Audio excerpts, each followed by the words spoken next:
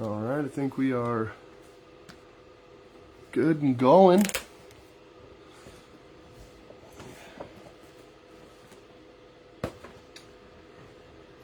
Good evening. I know nobody's here yet, but good evening, everybody. Thank you guys for joining me yet again as I read Norse mythology. We're going to continue on with Dolores's Norse Gods and Giants. I'm going to read a few chapters of it tonight, hopefully. Try to get through the majority of it. I believe we left off and we were going to read the creation of the world. And I will try to show some of the art that's in this again. And just hope that the audio and the visual comes in fine. If it is choppy for anybody, just a reminder that you can always go back and watch these again. That way it won't have any lag issues if you got to go through, watch it again. I also don't know if you guys are able to download any of these videos, but if you can, feel free to download them. That way you can always go back and watch them as much as you like at your own volition. I still haven't made a YouTube or an Instagram or anything like that, but I am planning on doing that as well because it will just make it easier for logging these videos and saving these videos. Facebook always wants to delete them after a certain amount of time. So, thinking we're definitely going to go that route at some point. I'm just not really big with the social media or anything like that. So it's all kind of new to me. And, I'm not expecting much from it, really. So, I guess I'm not putting that much into it because I'm not expecting much from it. So, as we grow, we'll see what kind of pans out and what becomes of what.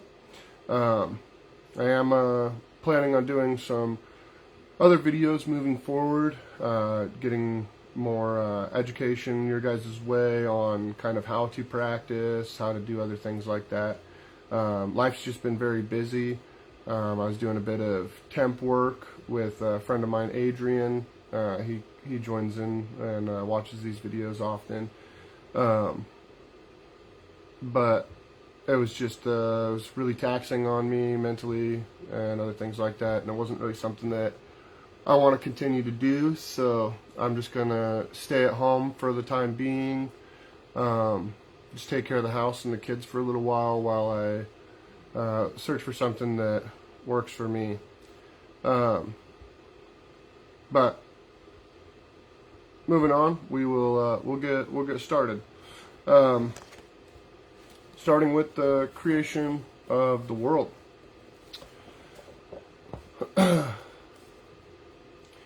The Aesir raised Ymir's body out of the sea and made Midgard, the earth, from it. Ymir's flesh became the soil, his bones the mountains, his teeth boulders and stones. They pushed desolate Niflheim deep underground where its icy fog could not freeze the earth. Did we go over this? No, I think we did go over this. I think what we were going to read was...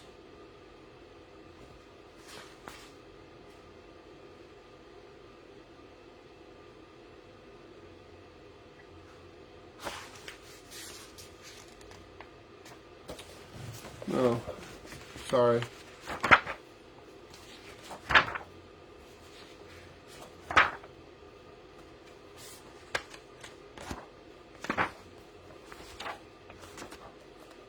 I don't know if we'd read it, but I'm just going to read it again to be clear. So, the creation of the world. The Aesir raised Ymir's body out of the sea and made Midgard, the earth, from it.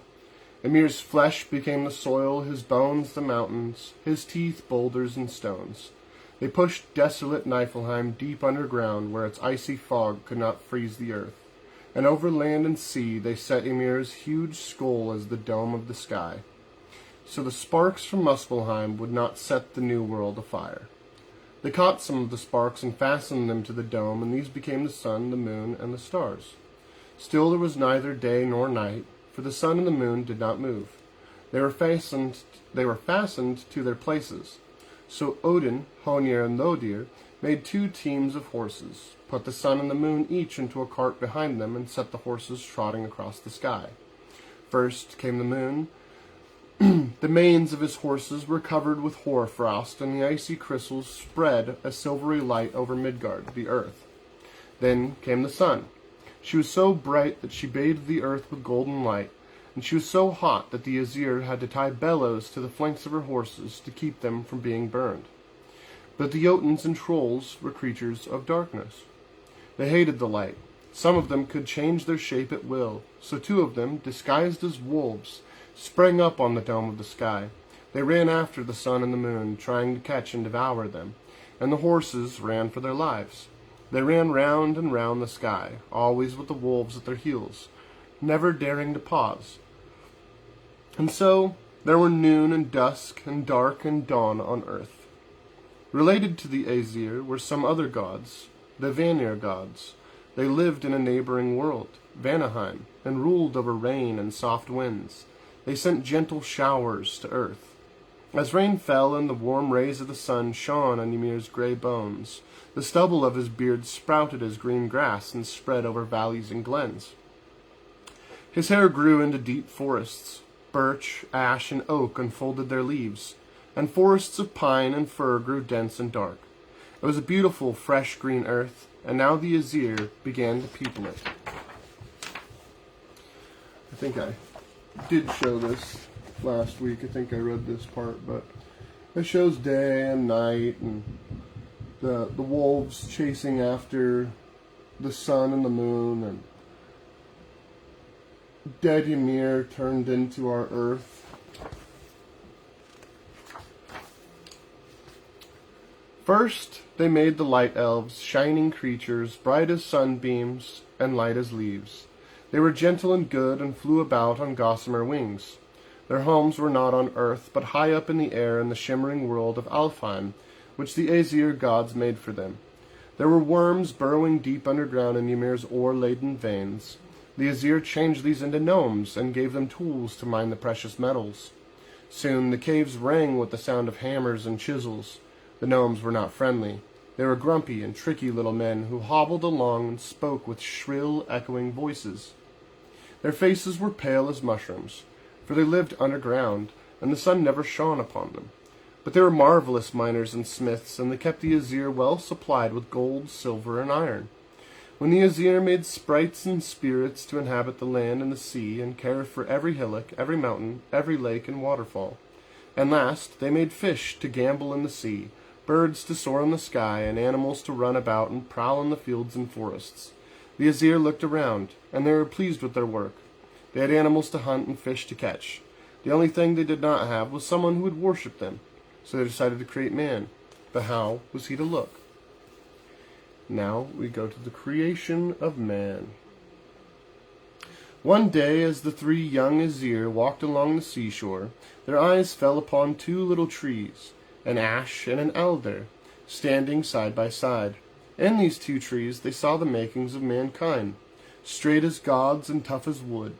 But the ash and the elder were only trees. They had no souls, they could neither think nor move, and the sap that flowed beneath their bark was cold.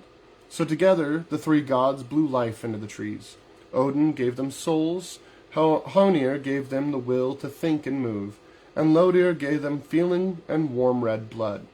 Slowly the ash and the elder turned and twisted into a man and a woman. Still, a naked, nameless man is not far above an animal, and the Aesir wanted human beings to be the greatest of all their creations. So they gave them names and loaned them their own cloaks until they could learn to make clothes for themselves. They named the man Ask, or Ash, and the woman Embla, or Aldir, after the trees from which they had been created.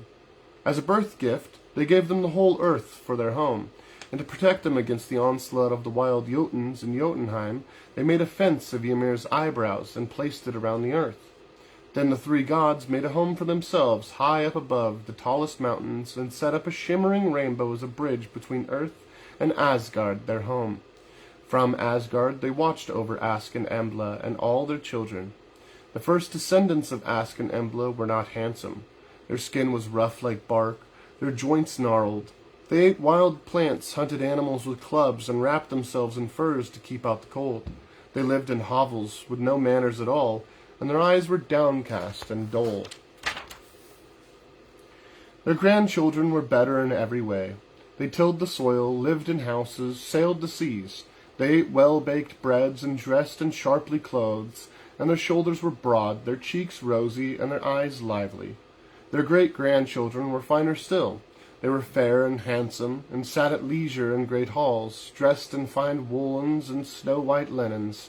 They ate roasts from silver platters and sipped sweet mead from crystal goblets and ornate drinking horns. They had manners, for Odin himself told them how to behave. In the disguise of a wise old wanderer, he often walked among them. A wide-brimmed hat shaded his face. A dark blue cloak, set with sparkling stars, hid his huge chest. He walked about the earth, testing the hospitality of people, for hospitality was very important to men who lived far apart in wild and roadless lands. When he was welcome to hall or hovel, he seated himself by the fire and talked to the people. Your friends' friends shall be your friends. Your friends' foes shall be your foes. Tread down the path to your friend's house, and don't let it overgrow with weeds, he said. Always keep your door open to the tired traveler. The man who comes to your house with shivering knees needs a place by the fire and dry clothes and warm food. When you enter the house of a stranger, look into the cupboards and dark corners to see if a foe might be hiding. Then take the seat that is offered you and listen more than you speak, for then no one will notice how little you know. Always have a bite to eat before going to a feast. A hungry man is not a bright speaker. It's an unwise man who sits awake worrying all night. When morning comes, he will be too tired to think, and matters will be still more tangled. And last, he always said, men die, cattle die, you yourself must die one day. There's only one thing that will not die, the name, good or bad, that you have made for yourself. Thus Odin, the Aesir god, sat by the hearths and spoke, and the people listened. When he disappeared, they knew they had been listening to the voice of the High One, and they held his words sacred. Here we have a picture of feasting at a table.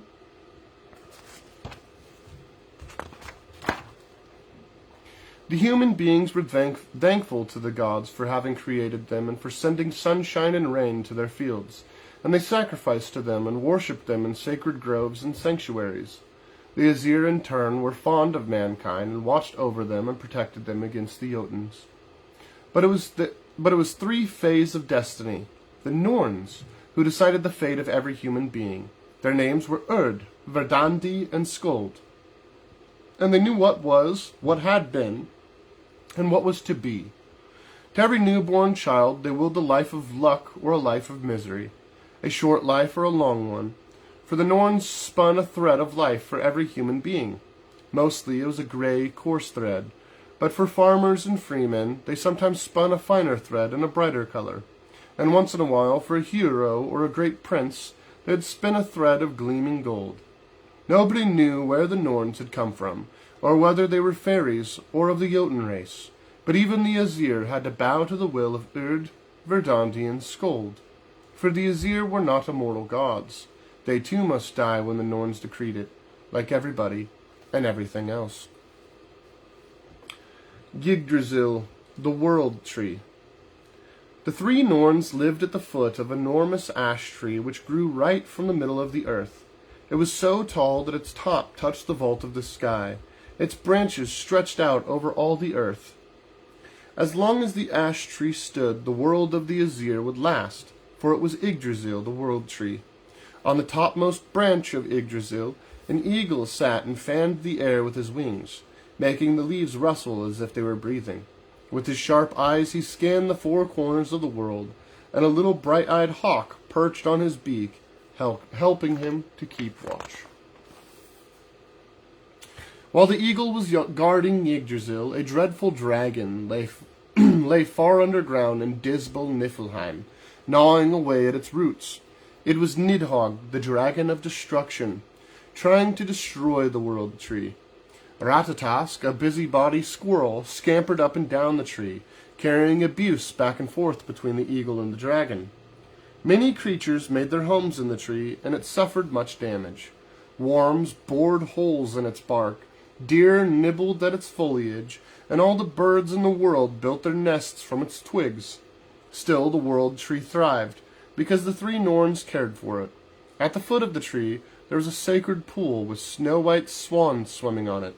Every morning the three Norns scooped water from the pool and sprinkled it upon the tree. This water was so magic and so pure that it healed all of Yggdrasil's wounds. As the population on earth had increased, so had the godly population.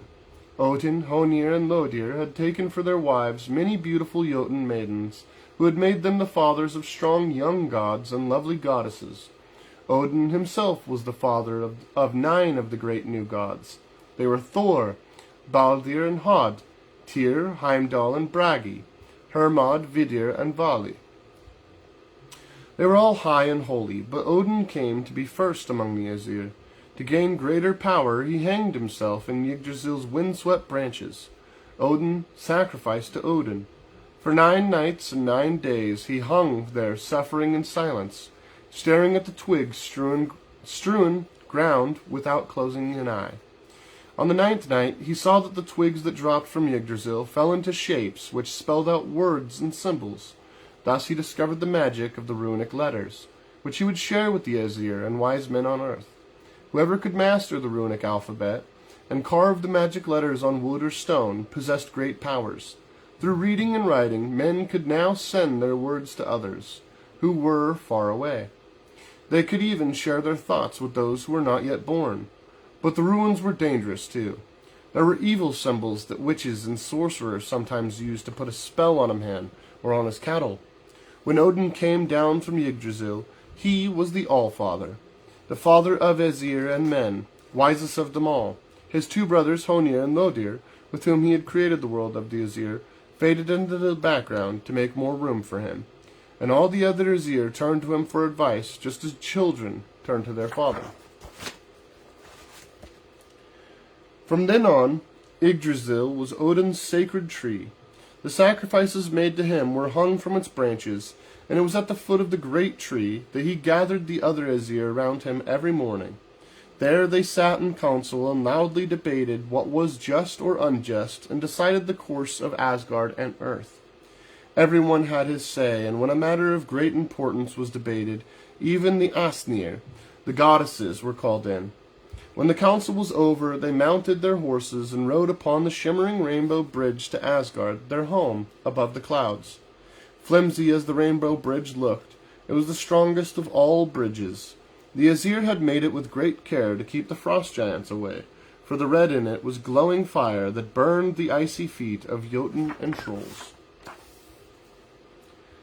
Asgard and the Aesir gods. At the top of the rainbow bridge rose Asgard, gleaming like the sun. There were gold and silver everywhere. Even the fence around it was made of golden posts and silver staves. The Aesir loved these beautiful metals, and the gnomes kept them well supplied. In the middle of Asgard lay the heavenly green field of Ida. There the Aesir and their wives strolled about or played chess with golden chessmen on golden boards, and around the green stood their wonderful halls. Tallest of all the splendid buildings was a silver tower, which the Aesir had built for Odin. On its top stood his throne, the Lidskjalf. From there he could see the whole world. He could watch what men and women were doing, what was going on deep underground. He could even see what the Jotuns were up to in their faraway Jotunheim. He could even see what the Jotuns were up to. Oh, just said that. None of the Aesir were allowed to sit on his high throne, but sometimes he would let Frigg, dearest of his wives, share it with him. So Frigg also knew the secrets of the world, but as befits a good wife, she kept silent about them. Odin, the All-Father. When Odin sat on Lidskjalf, 2 fierce wolves lay on his feet, and 2 black ravens perched on his shoulders. At dawn he would send the ravens off to fly over the world and look into the darkest corners. At noontime they would come back to sit on his shoulders and whisper into his ears all the secret things they had learned. Nothing was hidden from Odin, the raven god, when he sat on the Lidskaf.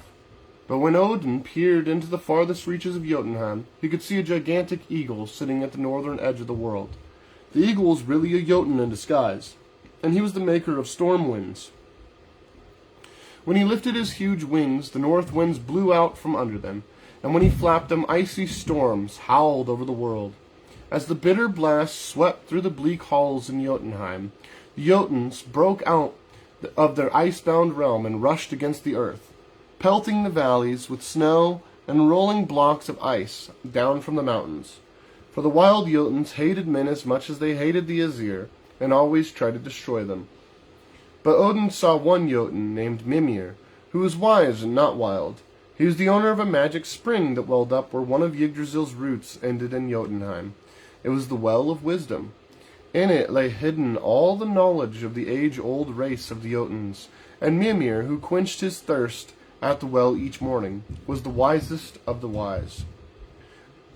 Excuse me. Odin went to Mimir and asked if he too might drink from his well. Mimir was too wise to hate the Aesir, but he would let him drink only if in return Odin would share his all-seeing sight. So Odin gave him his left eye to Mimir and drank. After that, Odin was the wisest of the wise, for he had the wisdom of both Jotuns and Aesir. Of course, he was one-eyed now, and so he always kept half of his face hidden by a wide-brimmed hat or a strand of his hair. But his remaining eye gleamed brighter than ever. Mimir hid Odin's eye deep in the Well of Wisdom, and when he looked down through it, he could see everything in the wide world. From then on, he was Odin's greatest friend and advisor. Thor, the thunder god. Strongest of the Aesir was Odin's son Thor, the god of thunder. His temper was as fiery as his bristling red beard. He struck out before thinking, and his blows were not soft. He had a magic hammer, the Mjolnir, which smashed to bits whatever it struck. He also had an iron mitt and a magic belt. When he put on his belt, his enormous strength was doubled. The mere mention of Jotuns and trolls made Thor furious, and whenever he heard that some of them had broken out of their ice-bound realm, he flew into a rage. He would dash off to fight them in his cart, which was drawn by 2 billy goats so wild they gnashed their teeth.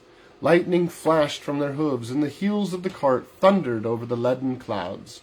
Thor would throw his hammer from afar and would hurtle through the air and crush the stony head of a Jotun. Then it would fly back to Thor to be thrown again and again.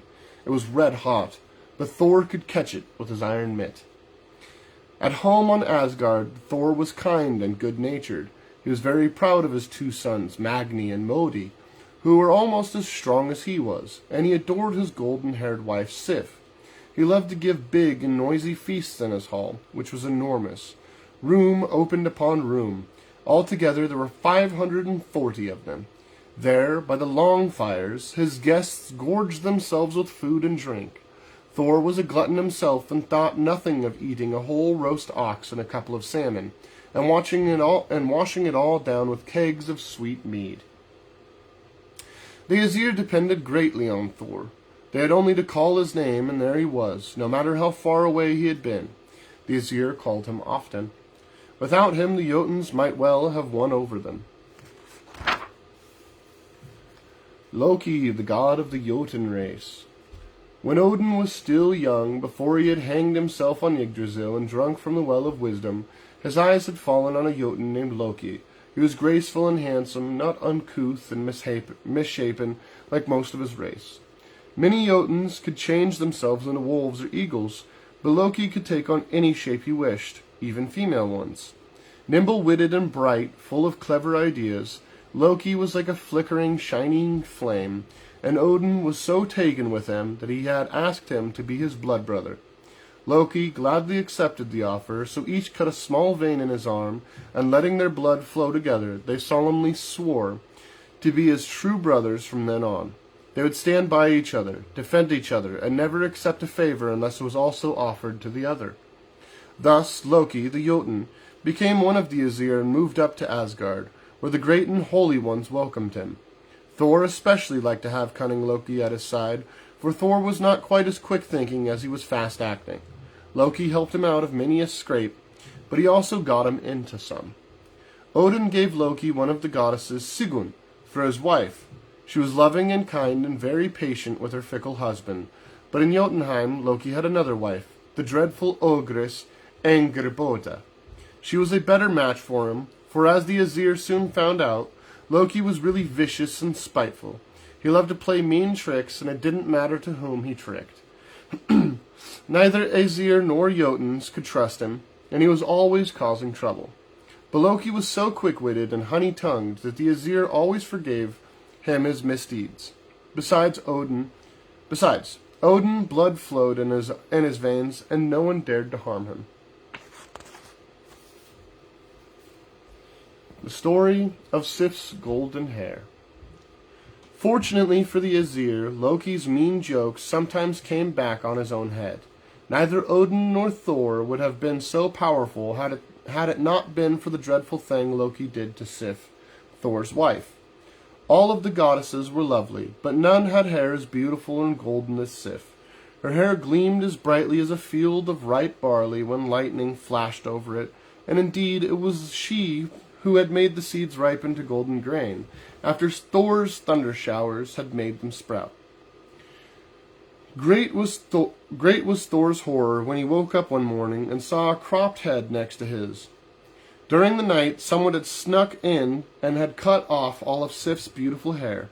There was nothing worse for a woman than the shame of a bald head, and only Loki could have done such an awful deed.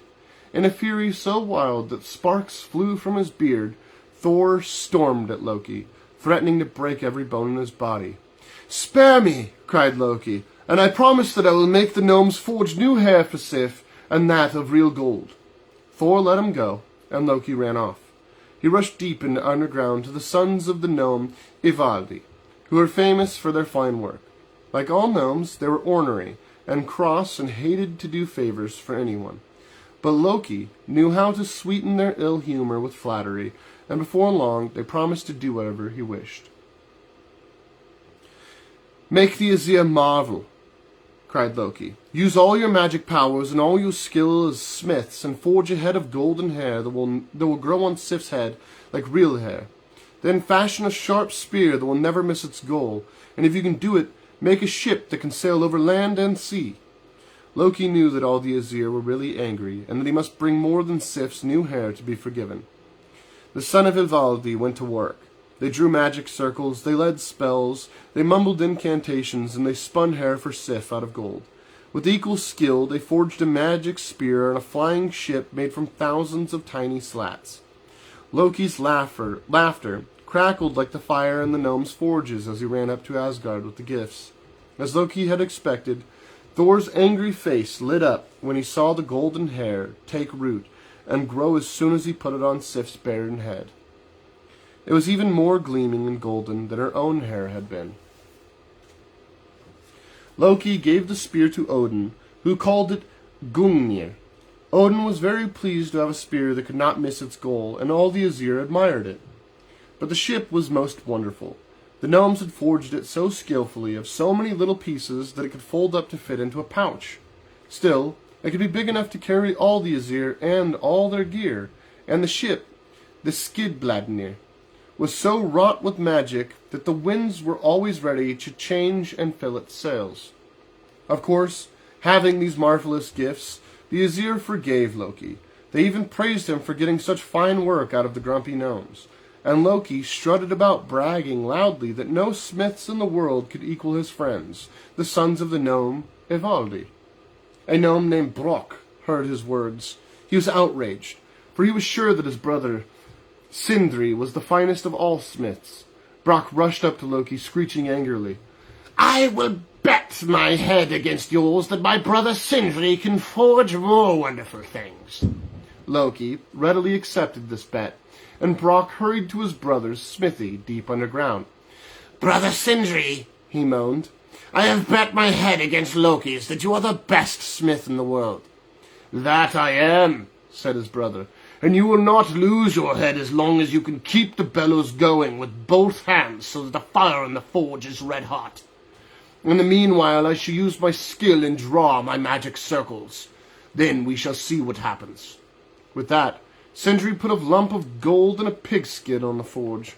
Warning Brock to keep the fire red hot, he left to do his magic work. Behind closed doors, Brock busily worked with bellows until Sindri came back, although a fly that was buzzing around his ears bothered him greatly. "Good work, brother," said Sindri, and out of the fire he pulled a boar with golden bristles that shone brighter than the sunbeams. "Ho!" said Sindri. "There's a gift fit for a god. Keep the fires hot, brother." He put a lump of gold on the forge and left again. Brock worked the bellows, but the bothersome fly was back. This time it stung him upon his neck so hard that he almost had to let go of the bellows to whisk the fly away. Then Sindri came back, and he pulled a golden arm ring, a marvelous bracelet, out of the fire. "Ho!" said Sindri when he saw it. "This is really a gift for a god, for the King of Kings. He who owns this arm ring will always have a gift to bestow upon his heroes.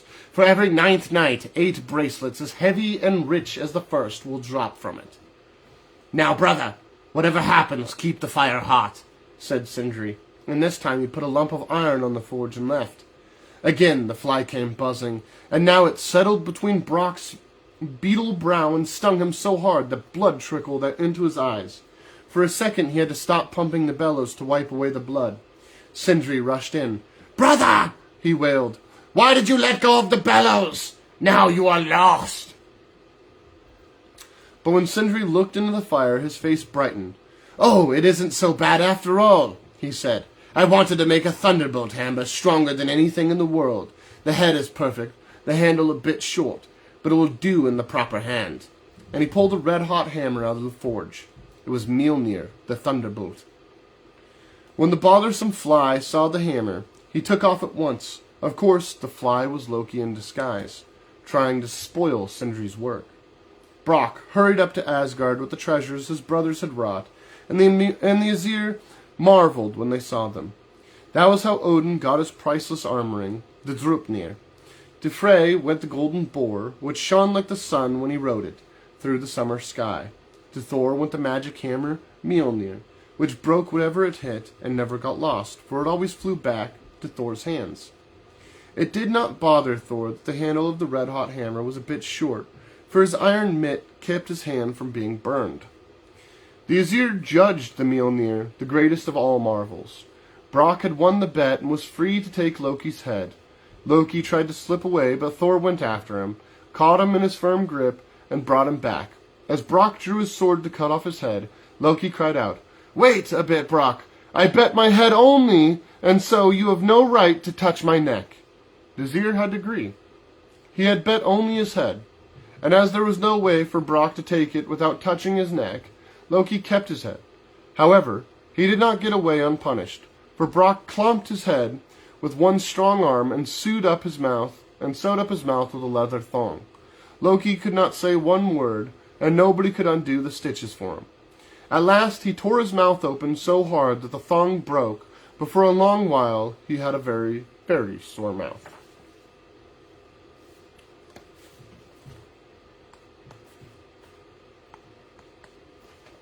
Let's see. What time do we got? 6:35. We'll read another one. Loki's monstrous brood. One day, as Odin sat on his throne, the Lidskjalf, looking into Jotunheim, what should he see but Loki playing with 3 young monsters? One was a spitting serpent, the second a snapping wolf, and the third was shaped like a hag, but was pale as death on one side, black as peat on the other. They were the children of Loki, and the dreadful ogress Angrboda. "The father is bad, the mother is worse," said Odin in disgust. "No good can ever come from the offspring of such parents." At once, he summoned Loki and his brood to Asgard. Odin felt that one day these 3 monsters would bring disaster to the world, but as they were the offspring of his blood brother Loki, he could not kill them.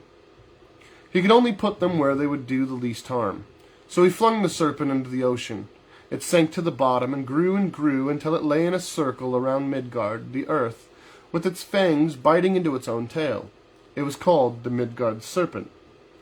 The hag Odin sent deep underground to live on the doorstep of Niflheim and rule over the dead. Her name was Hel, and her realm was named for her.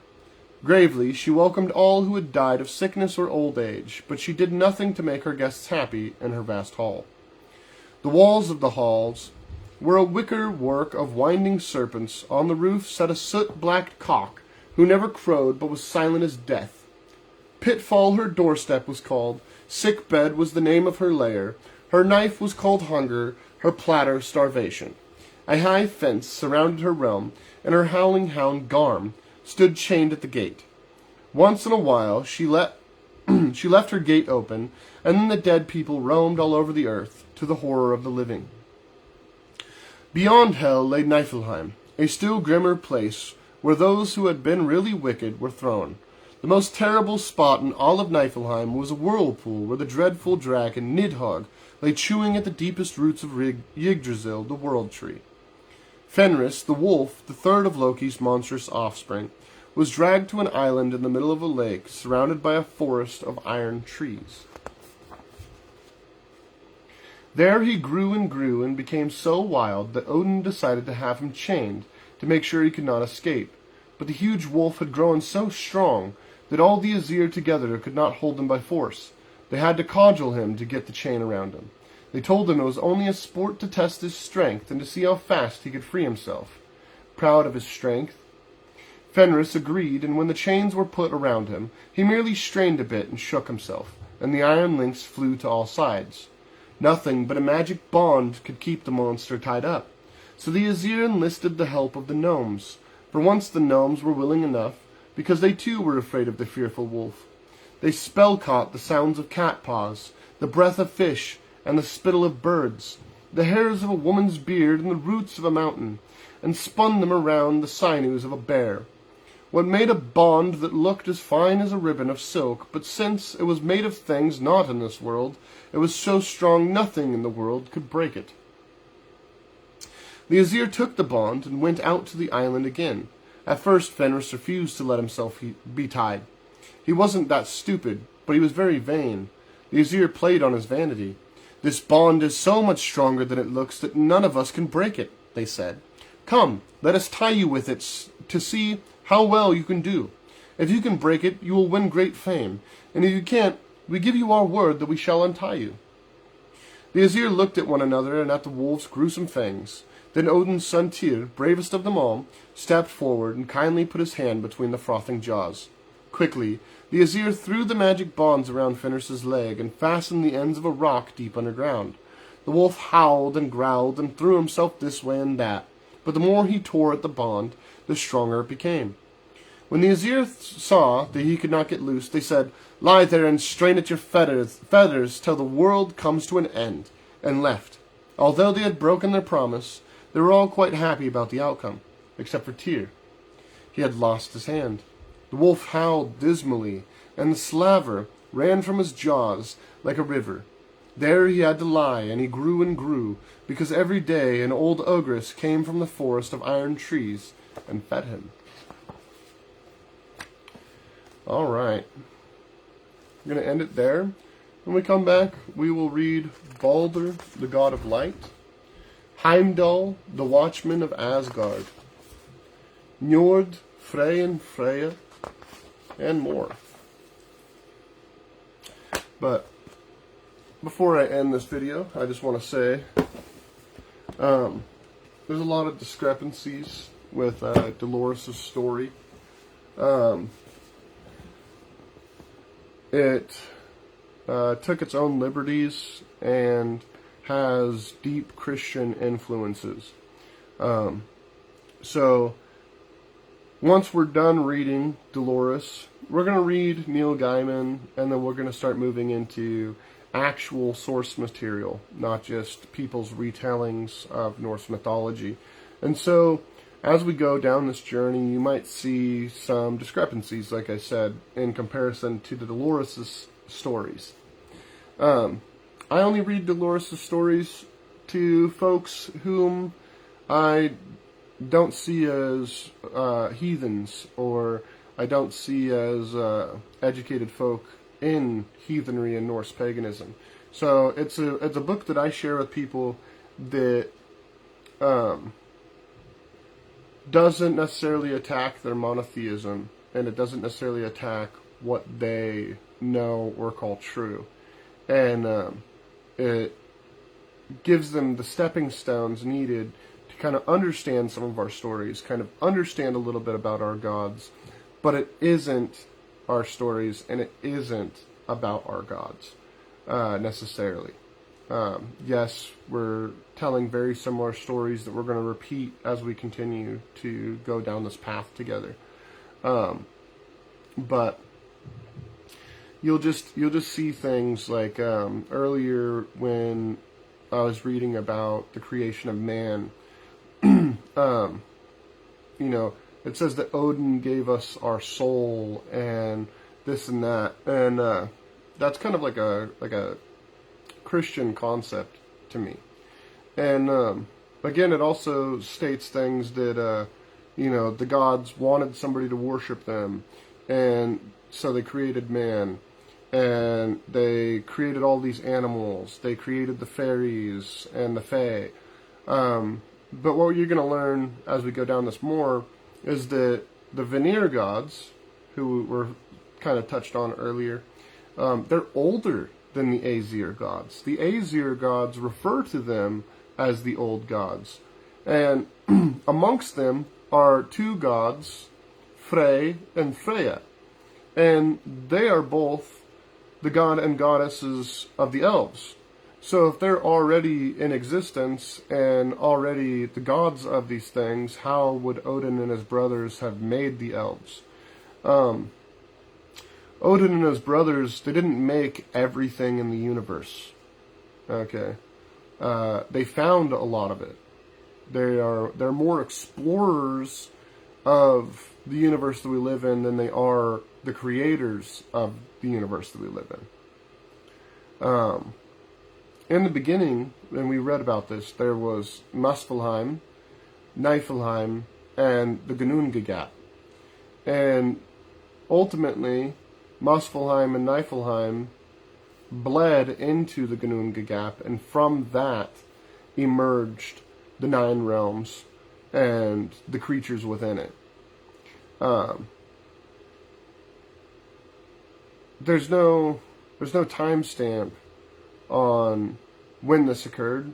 There's no timestamp on when the giants came into be, when the Vanir came into be, when the elves came into be, things like that.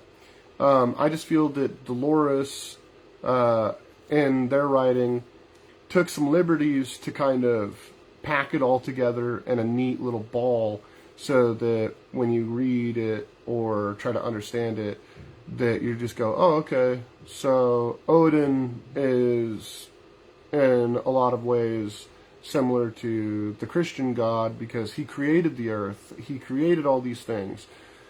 He's the creator, that's why he's the All-Father. And I just kind of disagree with that. And some of you might agree with it. Some of you might think that that's how it all happened. And, you're allowed to believe that.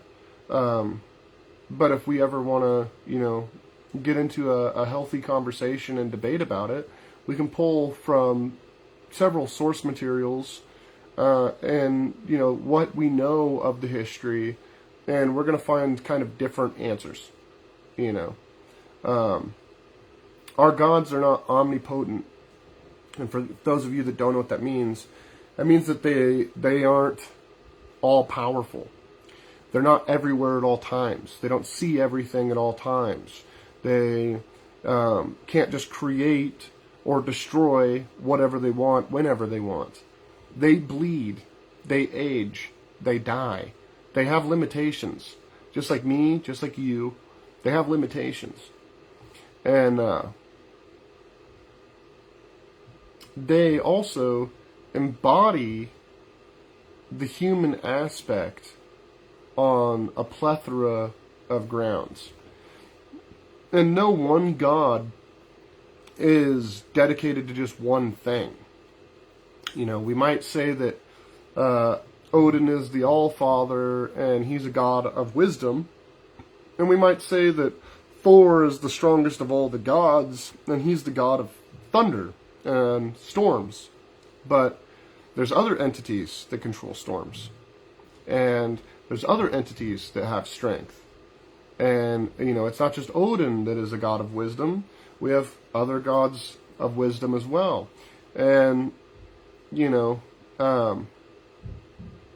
as you see in that last story when we were talking about Loki's children, the gods lied to Fenrir, right? They told Fenrir that if you can't break this ribbon that we tie you in, that we'll set you free. You know, and trust us. We give you our word. And you would think, well, your word is, you know, binding. And without your word, you mean nothing. And in a lot of ways, you're right. But to me, it's just an example of the gods' humanity, right? They pursued this out of fear. Fear that Fenrir would hurt them. Fear that Fenrir would become this chaotic entity. I say chaotic because to me, things aren't good or bad. It's not good versus evil necessarily. It's chaos versus order. And you can use either of those things in a positive manner in your life, or you can use it in a negative manner. And so they kind of brought about their own fate through their own fears. If they would have maybe approached Loki's children in another manner, in another light, that we could have probably have utilized them as tools, as means to ends, or found another outlet for them. I know that it said that, you know, Odin tried to send them where they were going to do the least amount of harm. But ultimately, in the end, if you know anything about Ragnarok, which some of you might not right now, in the end times, when Ragnarok occurs, Odin's 3 children are some of the biggest adversaries in Ragnarok. And just saying, if they wouldn't have had those fears, like me and you and everybody else have, then some of this outcome might not be the outcome that it's destined to be. But if you watch this video, let me know in the comments below what you think, how you feel about some of this, and well, we'll get a little bit of dialogue going if you guys want. But I appreciate you guys watching over this video in the future and following along with me and listening to the stories. We're going to continue to read Norse mythology throughout the rest of February. May bleed into some of the following months as well, because I'm just going to kind of keep this to a 1 week read right now, so it's not taking up too much of my time or taking up too much of anybody else's time. But yeah, we'll keep it to a half hour to an hour long reads, probably 6 p.m. every Friday. It's going to be the plan. We'll try to be doing more in the future, a couple of other videos, some workshops with people, and if there's anybody out there that is wanting a little bit of hands-on training, education, again, like a workshop, please just DM me or make a comment down below. I have no problems meeting up with anybody, going over some of you know, how I would practice and some of my work, and sharing it with you, and getting guys more acclimated and involved in Norse paganism and heathenry. So, again, thank you guys for being with me tonight. I hope you guys all have a good one. Hail to the Aesir, of course. We got to thank them for everything that we do have in this world, because they did definitely lend their hand to it, but they didn't, you know, create every single aspect of our lives. And they don't just hand out the good and the bad. You and your efforts go a long ways.